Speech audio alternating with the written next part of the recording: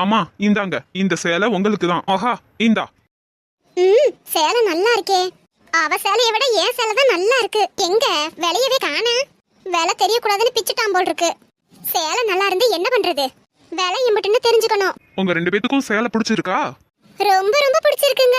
அம்மா உங்களுக்கு? சேலையெல்லாம் நல்லா இருக்குப்பா. வயசான காலத்துல எனக்கு எதுக்குப்பா இம்புட்டு காஸ்ட்லியான புடவை?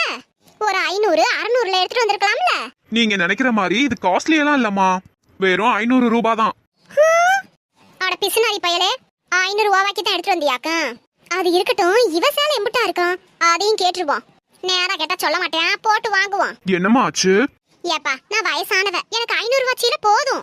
ஆனா மகாவுக்கு நீ காஸ்ட்லியா எடுத்துட்டு வந்திருக்கணும். அவ புது பொண்ணு வேற, அதுலயும் சின்ன வயசு. அவளுக்காவது நீ காஸ்ட்லியா எடுத்துட்டு வந்திருக்கலாம்லப்பா. அம்மாவுக்கு அந்த ஒரு வருத்தம் தான். ஆமா, மகாவுக்கு நான் காஸ்ட்லியா தான் எடுத்துட்டு வந்திருக்கேன். அவளோட சேலை 3000 ரூபாமா.